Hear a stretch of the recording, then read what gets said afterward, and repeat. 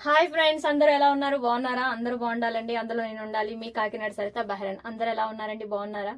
So నిన్న చేసిన వీడియోని చాలా మంది చూశారు. Thank you so much. ఇలాగే నన్ను ఆదరించాలని కోరుకుంటున్నాను.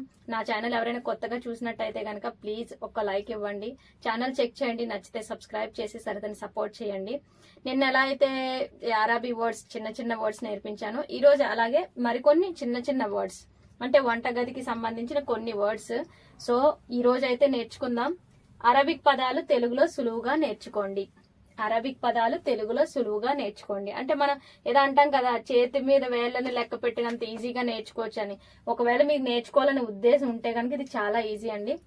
ఎవరైతే గల్ఫ్ కంట్రీస్ కి కొత్తగా వస్తారో వాళ్ళందరి కోసం ఎంతో కొంత సహాయపడాలని, వారికి ఎంతో కొంత యూజ్ అవ్వాలని చెప్పి ఈ వీడియోస్ చేస్తున్నాము. సో వీడియోలోకి వెళ్ళిపోదాం. చూడండి, వంటగది. వంటగది అంటే మనది కిచెన్.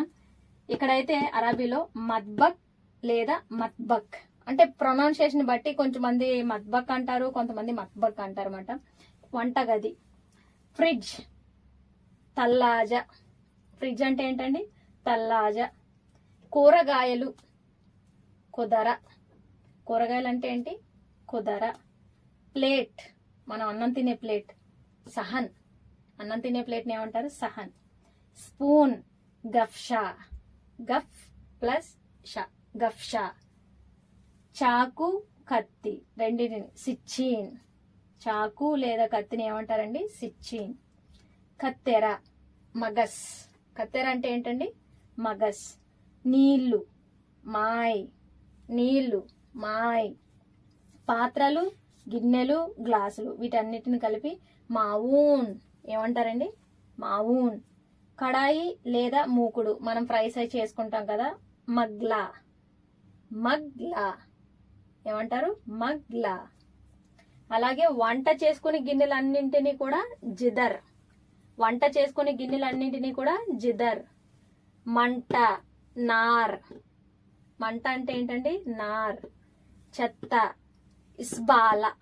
ఇస్ ప్లస్ బాల, ఇస్బాల. బకెట్, సతల్. బకెట్ ని ఏమంటారండి? సతల్. కొయ్యడం అంటే గస్సిల్.